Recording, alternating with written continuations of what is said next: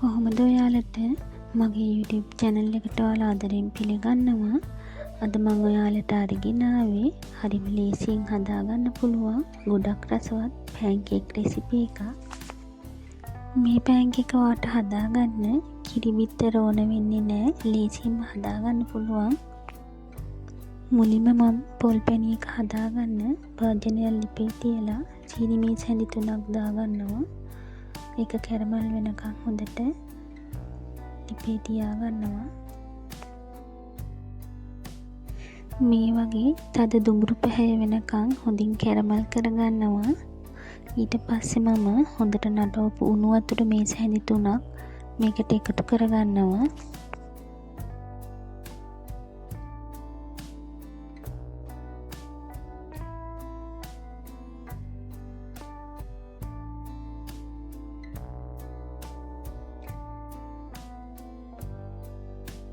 මේක හොඳින් නටාගෙන එනකොට මම මේකට ඉතුරු සීනි ටිකත් එකතු කරගන්නවා. මම සීනි ග්‍රෑම් 100ක් ගත්තා. ඒකත් හොඳට එකතු කරගෙන හොඳින් කවලම් කරගන්නවා.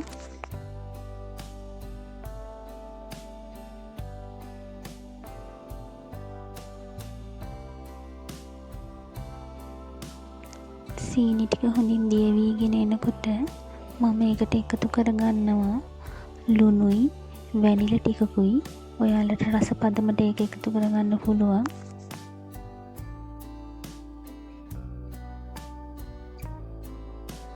පැණි ටික හොඳින් නටාගෙන එනකොට මම ඒකට පොල් ටික එකතු කරගන්නවා. පොල් ටික එකතු කරගෙන හොඳින් කවලම් කරගන්නවා.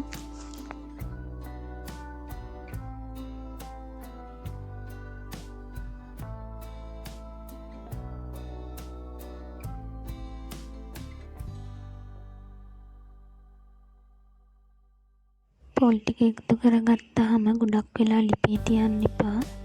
හොඳින් කවලම් කරගෙන ටක් ගාලා ලිපෙන් බා ගන්න ඕන.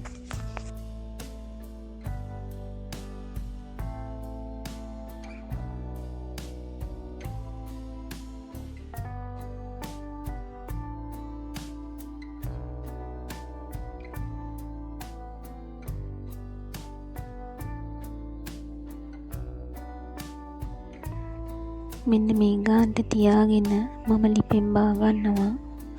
දැන් අපි බලමු pancake batter එක හදාගන්නේ කොහොමද කියලා. මුලින්ම මම පිටිකෝප දෙකක් එකතු කරගන්නවා. පිටිකෝප දෙකට කහ ටිකක් එකතු කරගන්නවා. ඒ වගේම ලුණු දාන්න අමතක කරගන්න එපා. මම මේකට බිත්තර වෙනුවට අද එකතු කරගන්නේ සුදු පොල් තෙල් මේස හැඳි 2ක්.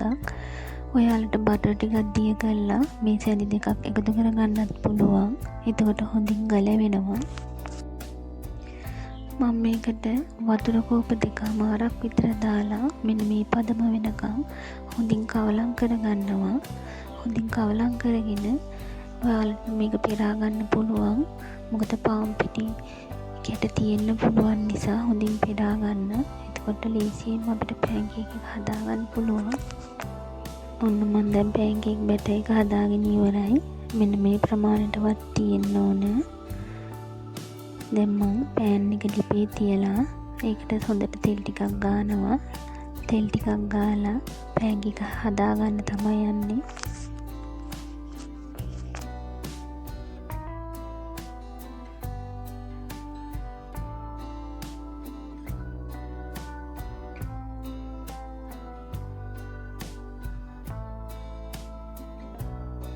pancake එක හොඳට තැම්බීගෙන එනකොට හොඳ කහ පෑයක් එනවා.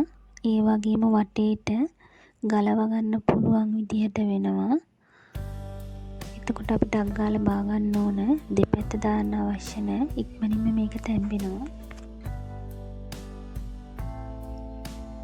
ලිපෙන් බාගත්ත ගමන්ම අපි පොල් පැණි ටික දාලා උණු උණුවේම මේක උතා ගන්න ඕන.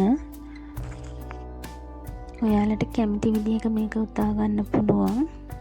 මම අද උතන්නේ මේ විදිහට.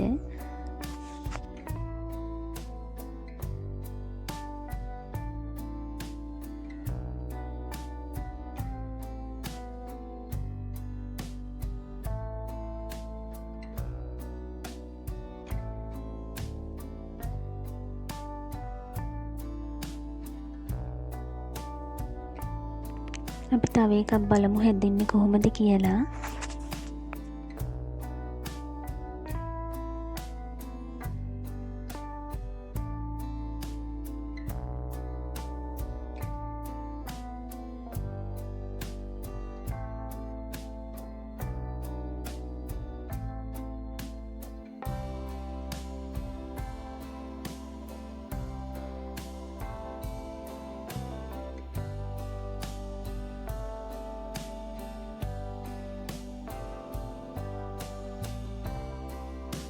මේ පැන්කේක් රෙසිපි එක ඔයාලට ලේසියෙන්ම හදාගන්න පුළුවන්.